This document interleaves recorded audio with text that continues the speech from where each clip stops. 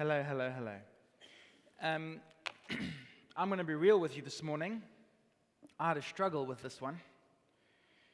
For whatever reason, I changed my mind of what I was going to be speaking about quite late yesterday, and I thought, Lord, speak to me.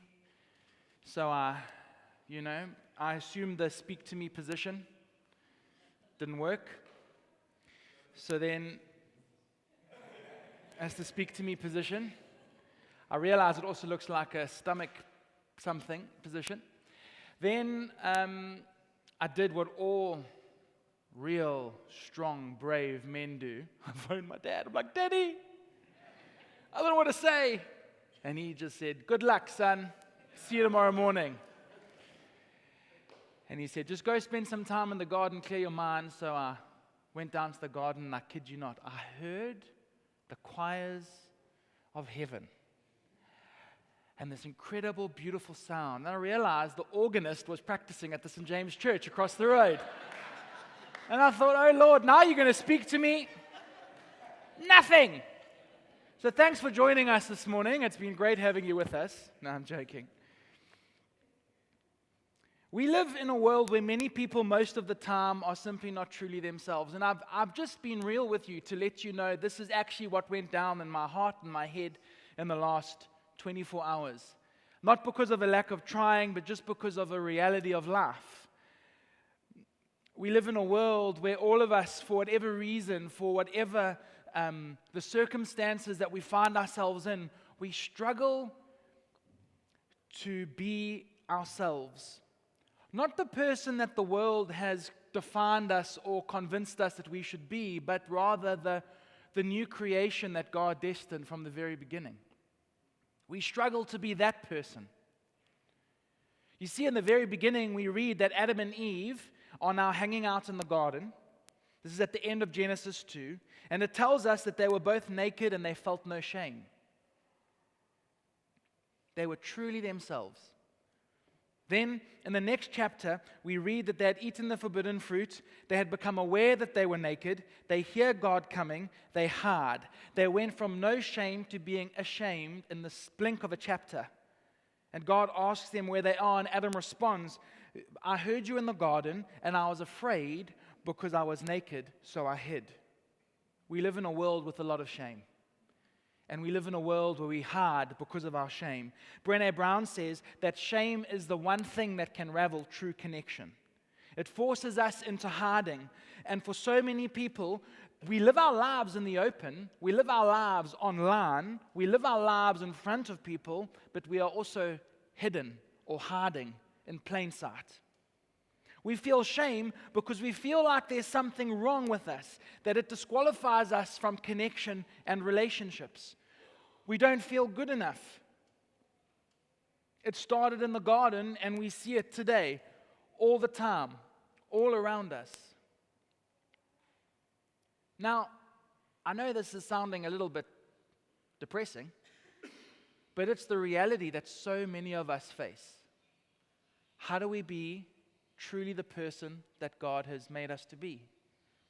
How do we live an authentic and real intimate relationship with our Creator and our Father while struggling here on earth?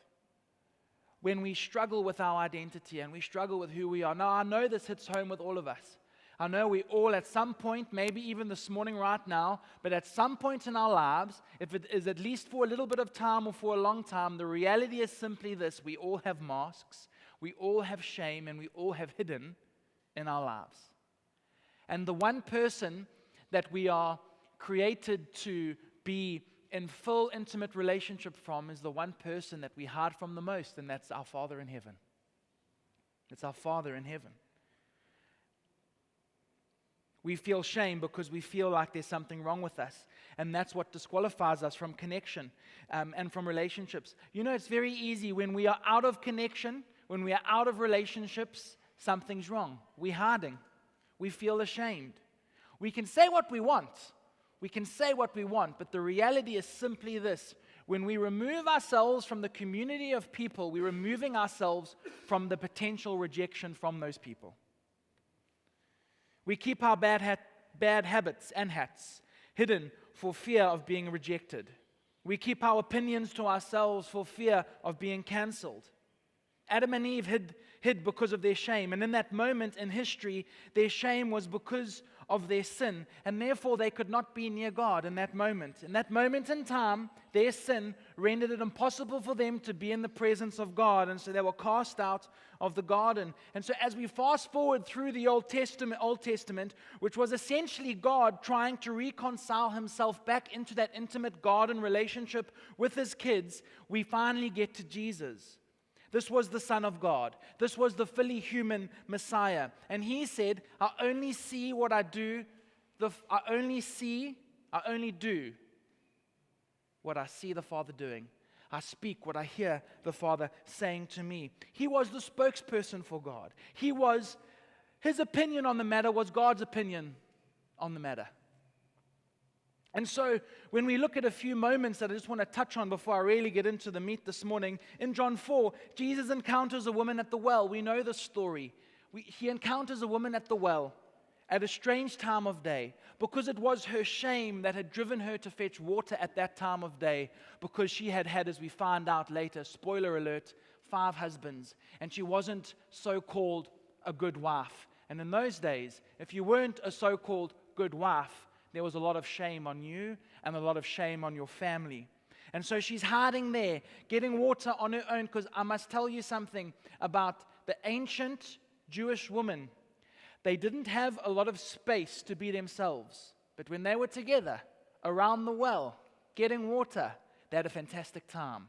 And there was all the catching up and all the catching up of the weekend. Did you see this or did you hear that? Or it was a time where they could just truly enjoy each other's company, away from the madness of how they were maybe even oppressed in their homes. And in that moment, she wasn't even welcome in that circle. She was so shameful of her life.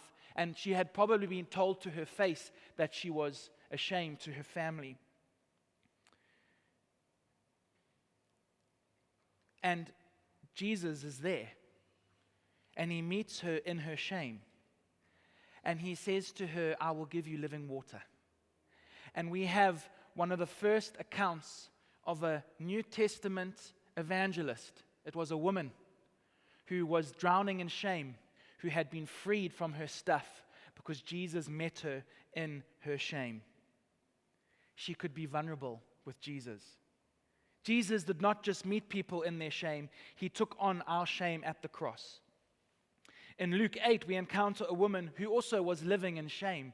She was living an unclean life simply because she had a condition which meant that she bled a lot. And if you had your menstrual cycle in those days, you were unclean and you had to remove yourself from society. And there she was, confronting her stuff. This is for me one of the brave moments in the entire Bible, actually. Confronting her stuff, walking amongst a crowd of men. Unclean. And she reaches out in her shame, and in her desperation causes her to reach out and touch Jesus. She presses into Jesus literally, and he meets her in her shame, and she's healed, and he says, now go and live in peace. Jesus did not just, like I said just now, meet people in their shame. He took on our shame on the cross. The root of our shame is sin, and that was conquered.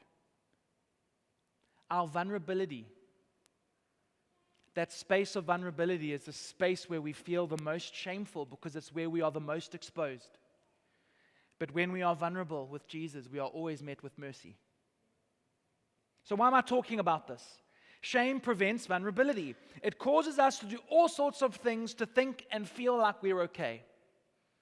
We act out in certain ways to make us feel better about how we feel about ourselves. Our drivenness, our ambition, our skills, our talents, our achievements, our failures, our sin, these are all like bookends of a library. You know those things that hold up books in a library? They're like bookends that hold up books. They hold up our shame. We do all sorts of things. We act in all sorts of ways, whether it's our drivenness or the way that we are really wanting to achieve in our career, or we're letting everybody know how good we are with our outward skills. Because we're holding up shame. Now, I'm not saying that everybody here should be ashamed of something in their lives. I'm not saying this morning that you all need to search deep and hard for the thing in your life that you're feeling shameful about. I just know at some point in time we've all wanted to hide. And the sad thing is, the enemy is so smart, he's convinced us that we need to hide from the one who can free us from our shame. They help us cope. But what if these bookends looked like something else? What if these bookends looked like vulnerability? So let me just read something, and this kind of hit me last night as I was just thinking and praying. I want to read you Psalm 139, so I want you to get comfortable, and I even want you to close your eyes, and I want you to just listen and let these words just wash over you. I'm reading from the NLT, and then I'm going to unpack from a few other translations. O Lord, you have examined my heart, and you know everything about me. You know when I sit down or stand up. You know my thoughts even when I'm far away. You see me when I travel and when I rest at home. You know everything I do. You know what I'm going to say, even before I say it, Lord. You go before me and follow me. You place your hand of blessing on my head. Such knowledge is too wonderful for me, too great for me to understand. I can never escape from your spirit. I can never get away from your presence. If I go up to heaven, you are there. If I go down to the grave, you are there. If I ride the wings in the morning, if I dwell by the farthest oceans, even there your hand will guide me and your strength will support me. I could ask the darkness to hide me, and the light around me would become night. Even in my darkness, I cannot hide from you. To you, the night shines as bright as day. Darkness and light are the same to you. You made all the delicate inner parts of my body and knit me together in my mother's womb. Thank you for making me so wonderfully complex. Your workmanship is marvelous. How well I know it. You watched me as I was being formed in utter seclusion, as I was woven together in the dark of the womb. You saw me before I was born. Every day of my life was recorded in your book. Every moment was laid out before the single day had passed. How precious are your thoughts about me, O God. They cannot be numbered. I can't even count them. They outnumber the grains of sand, and when I wake up, you are still with me. O God, if only you would destroy the wicked. Get out of my life, you murderers. They blaspheme you. Your enemies misuse your name. O Lord, shouldn't I hate those who hate you? Shouldn't I despise those who oppose you? Yes, I hate them with total hatred, for your enemies are my enemies. Search me, O God, and know my heart. Test me and know my anxious thoughts. Point out everything in me that offends you, and lead me along the path of everlasting life. That's a sermon in itself. We could just listen to that. Now, our 21st century, PC, don't want to be offended, really kind of felt that second to last verse about hating hatred and the murderers and that kind of stuff. So I want to give you some context to this. Basically, the psalmist here has been accused of something. David's been accused of something that he had not done. And this is him crying out to the Lord. Lord, you know me. You know me and my stuff. He's asking the Father to come and to examine him and almost prove that he is innocent of this thing that he's been accused of. The psalmist is, as I said, he's dealing with this, and it's interesting to me because we deal with an enemy, Satan, who is an accuser. He convinces us that we are sinful and shameful and not worthy. That's what he does. He convinces us to hide in the garden, away from God. He convinces us there's something for us to be ashamed of. But the cross has made it so that Satan accuses us of something that we have not done. The cross erases our sin. The cross erases our sin. In God's eyes, because of the cross and because of Jesus, we are blameless before him. And we need to understand that. We might struggle with stuff. Of course we struggle with stuff. But we have to understand that we have to find ways in our lives to start to believe the things that God says about us.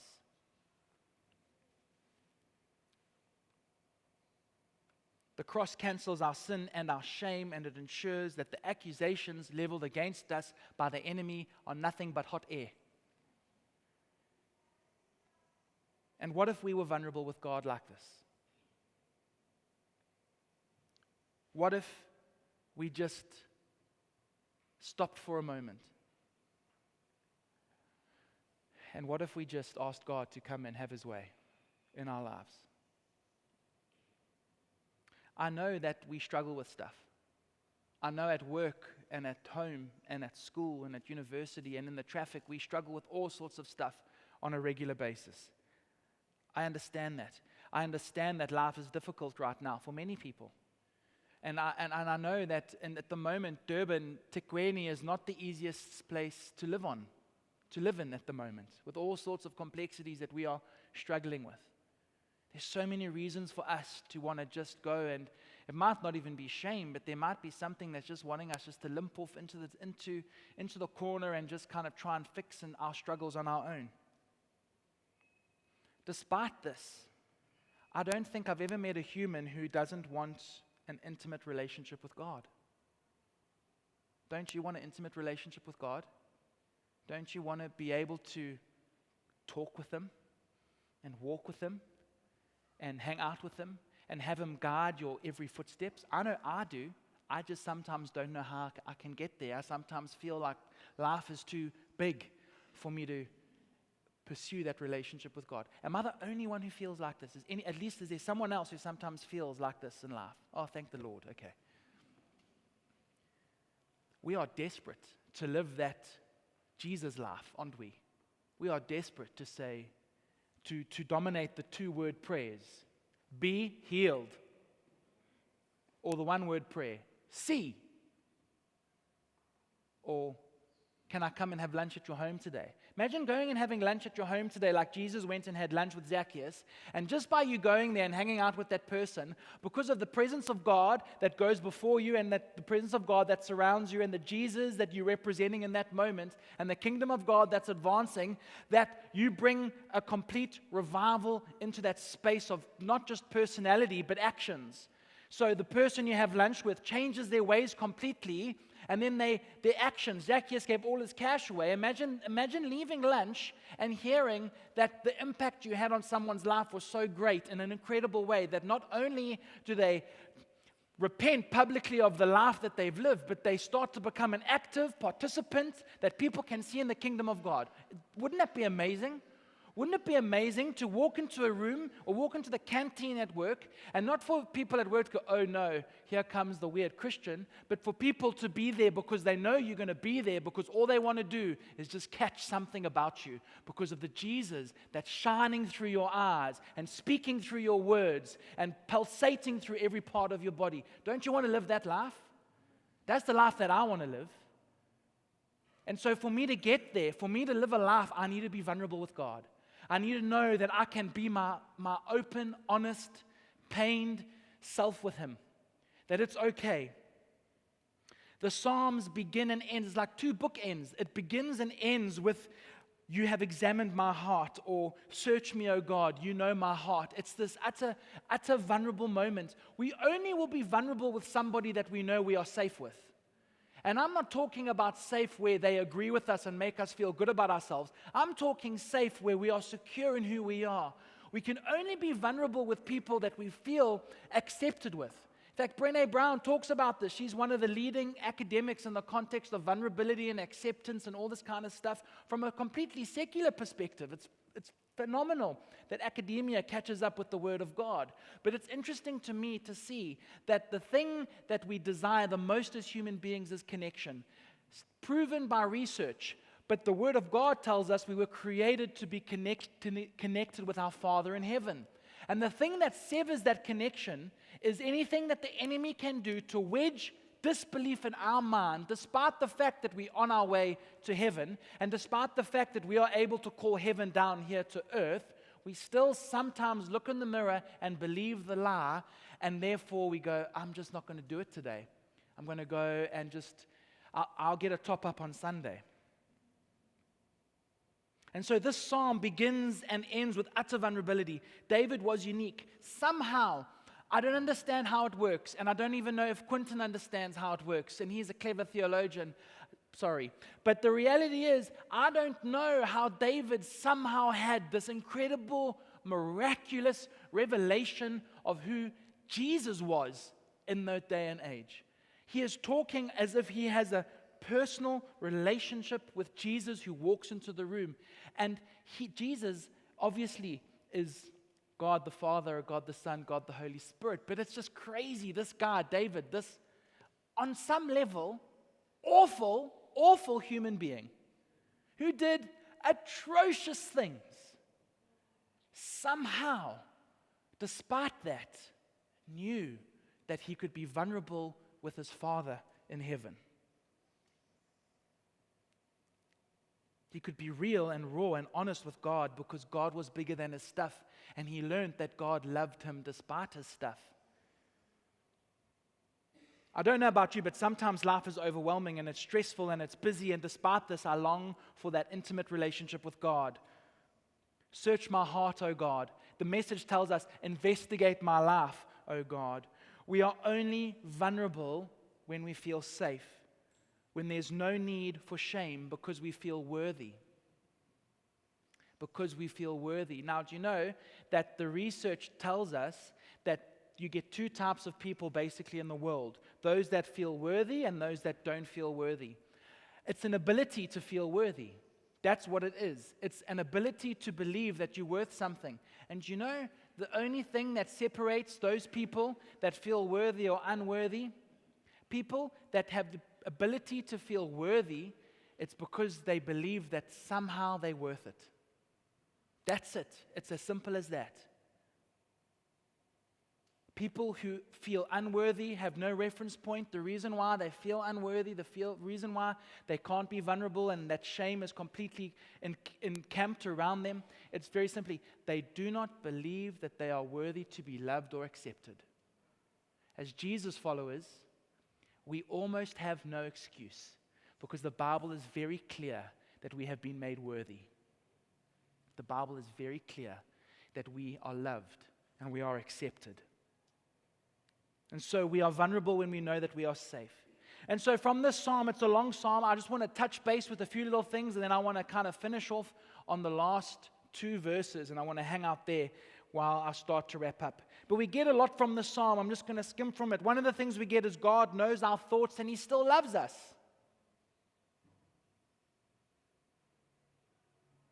If you knew what was happening in my head, if I knew what was happening in your head, it's amazing. Has something ever happened in your life where you are, something happens, and then a whole bunch of people start talking about the incident, as if they've been waiting for the incident to happen, and you know that they've just been in hiding all along, like Manchester United supporters. 4 games. It's like you're God's chosen people. And they've been quiet for ages. Quiet, in pain. And you're thinking, oh, maybe these are pretty decent human beings, you know? Maybe they've been humbled finally, you know? No. They've just been in hiding, waiting for Liverpool to trip. And then they are like pouncing tigers and hidden dragons. It's true. I use that as a fun example of that's what real life is like, not the kind of fake economy of football, but real life is like that. We think everything's fine. Then something happens and the true colors of someone comes out and we go, oh. And even despite that, God still loves us. He's bigger than our thoughts. He's bigger than our actions. This is not an excuse to think what we want to think and do what we want to do, because if we're Jesus followers, we have been changed and conscientized and renewing our mind and on a journey of apprenticeship towards Christ's likeness, and now until the grave, and then pushing up daisies and then beyond that kind of stuff. But the reality is we still are human. I love this. It says here, it says a little bit down there, I can never get away from your presence. Have you ever seen a parent walking after their child? Why do they walk after their child? Say what you want to say. They walk after the child because they love the kid. I can never escape from your presence. It talks about here about being fortified. We get to hear that He protects us. He's all around us. His hand is on us. That He has shaped us. He has shaped our inner selves. Not just the external things, but the internal things. God's not really interested in our external stuff. He's more interested about our hearts. This is all the stuff that this psalm touches. We could spend years unpacking what is happening in this psalm alone. A sense of destiny when it talks about that He knew us in our mother's womb. The time, don't you love that imagery of woven together, knitted together in your mother's womb? That beautiful picture of the time it took. I don't know about you, but knitting takes a long time. The time it took over you. So there's so much in this space, in this little psalm, but I just want to end by focusing on the last two verses. The NIV says, "Search me, O God." This is chapters 23 and 24. "Search me, God, and know my heart. Test me and know my anxious thoughts. See if there's anything offensive, if there's any offensive way in me, and lead me in a way of everlasting life." The Message says, "Investigate my life, O God. Find out everything about me. Cross-examine and test me. Get a clear picture of what I am about. See for yourself whether I've done anything wrong. Then guide me on the road to eternal life." We do not need to hide or feel like we are not worthy of being known by our Father. We can open ourselves up to an intimate searching where there is a knowing that the Father is in me. And we're not good at this. 21st century Western world livers, we are not good at this. How can I tell this? It's very simple. I can make a proper, are you ready for a generalization? You ready for it? You know why I know? Because we are numb as the Western world. We are numb. We are the most in debt, obese, addicted, most medicated we've ever been in history. That's where we are right now. That lets you know where we are as a human race. We are numbing ourselves from what? From shame. From the stuff that we don't think anybody else wants to hear about or get involved in. And look here, God, examine my heart, know everything about me. Check me out. The buzzword is no anxiety, know my anxious thought. I give you my anxiety, I give you my stress. Despite that, check it all out, God. I ask you to come and to rescue me from this stuff. Take it from me. I know that I'm weak. I know that I'm a sinner, but I choose to believe what your word says about me. I am what you say I am. I know I am weak. I know I mess up. I know sometimes I cheer when other football teams mess up. I know I do that. I know I shouldn't do it. I do it anyway. And then isn't this interesting? Point out anything in me that offends you. I'm even happy for you to correct me, God. I'm submitting my ego to your will, to your ways, to your words. This is so, I can't explain eloquently enough how difficult and hard this is for us to get today in the Western world. We are so numbed by Western thinking where my rights are more important. Like I know we agree that we know that we are an individualistic society, but we are the kings and the queens of our castles. We are the captains of our ships. We are the masters of our destinies. We are the winners of our arguments. That's the world that we live in. That's what we struggle with. We are number one. And here is God saying, can I be the number one in your life? And we do struggle with that. It's a reality. We do struggle with that. Can we submit ourselves to the lordship of Jesus? Can we acknowledge that His way is better? Because our way is clearly not working. Look around us. And this is the safest place that we can be, in His hands. But for us, the safest place is also the scariest place. because that's where we are the most vulnerable. And Jesus met vulnerability with mercy. Where culture wanted to shame people in their vulnerable moments, he embraced and he loved. Where the opinion of the day wanted to cancel the people who were disqualified because of their opinions, their sin, what they were caught in, Jesus went against all that stuff. It's a space where we get to echo the words of Jesus in the Garden of Gethsemane.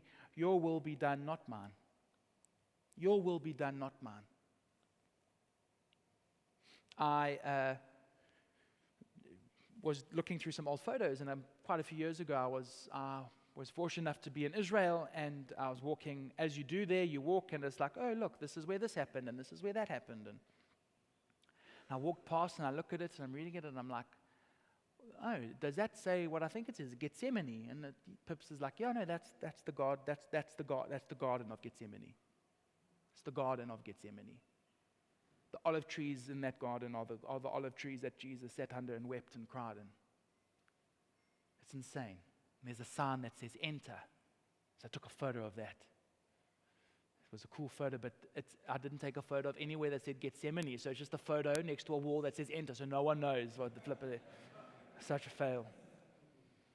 And I don't know what it was about being there in that space. And you know me, hey, I'm not like one of these like, oh, I was there and I felt the Holy Spirit talk to me because I was in the space where Jesus said this or did that. But I didn't take any photos while I was in that space. I just didn't feel right. I was like, wow, I wanted to try and see what it was like in that moment where it was the tussle of humanity and divinity in that space. Jesus didn't want to die on the cross. It's very clear. You read the account, read that moment. He didn't want to die. He even asked, Lord, if you're willing to take this cup of suffering from me, could you take it, please? Please. But your will be done, not mine. Are we willing to pray that prayer? Where we can let God into those spaces in our lives. The psalmist also writes, as the deer pants for streams of water, so my soul pants for you, my God. This is a call of vulnerability. This is a call to intimacy. This is a call to, Father, you are bigger than I am, and I'm okay with that. Search my heart. I want to be vulnerable with you. Come and fix the stuff in me that needs to be fixed. Come and make whole the stuff in me that needs to be made whole. I know I'm a work in progress. I know that I don't get everything right, but I believe you at your word, Father.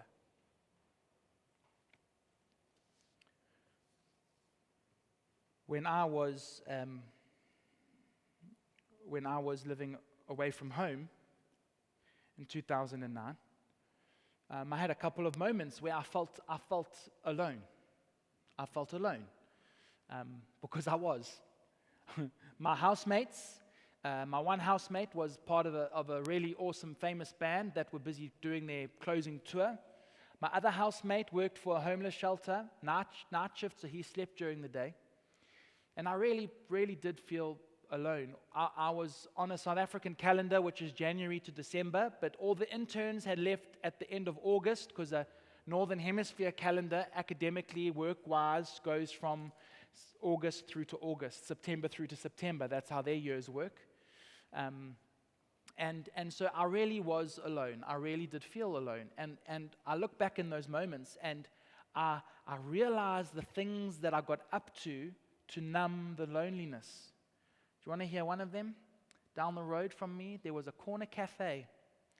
And this corner cafe, I don't know what it was about the Doritos in that particular store, but they were better than the Doritos in any other store I'd ever been in.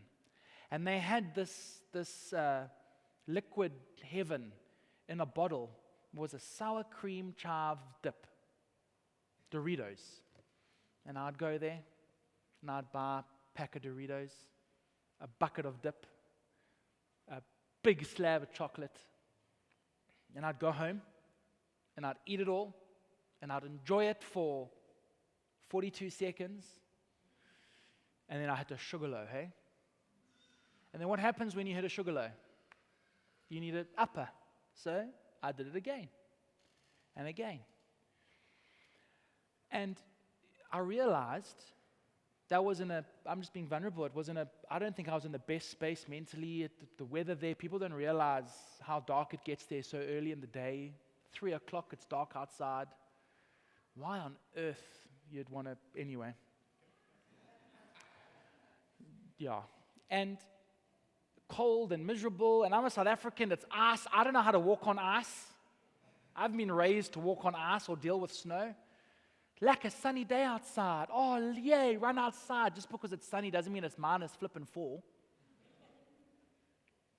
So in these moments where it's difficulty, and I look back, and anyway, the story turns out great. Okay, it's happy ending to the story. My folks came and surprised me. It was a wonderful time, blah, blah, blah. All ends well. But I look back at that and I realize how easy it is for us to go to the wrong things. For me, as silly as it sounds, it was a packet of Doritos, a big chocolate, and some dip, and I loved it. And it brought that numbing effect. Now, I'm fortunate that that's all it was for me. For some people, it's much worse, but it's still the effect is relevant. It's the process of removing ourselves and handling something on our own, and not actually going, search me, oh God. Now, I know for a fact that we are in this room today, and there is stuff that we're struggling with. And I want to encourage you, there is nothing that is too big. There is no issue that is too offensive. There's nothing that you have done that is too big for God to get into your heart and to massage it out. There's nothing that you could do that could stop Him from loving you. And if you don't know Jesus this morning and you're listening to this, the Jesus that I am talking about will look at you in your sin and look at you in your brokenness and look at you in the decisions that you're making in your life, and it's not bigger than you. It's not bigger than God. He will come and He will rescue you from your stuff. And so I want to encourage us this morning. For us this week, let's practice this week. Search my heart, oh God. I ask you to come into my heart, oh God. Work in my heart, Jesus. Because it's the beginning of an intimate relationship with Jesus, where we get to walk His way, speak His words, do His works. Even if we have a little bit of a limp, it's okay, because we have a vulnerable, intimate relationship with our Creator. He is not a distant, far-off old white man with a stick in heaven, waiting to beat you when you make a mistake. He is a Father who sacrificed His Son so you could experience the love of God. Now that is love. And so this morning, let's stand. I would like us for a few moments, let's just spend a few moments waiting on God.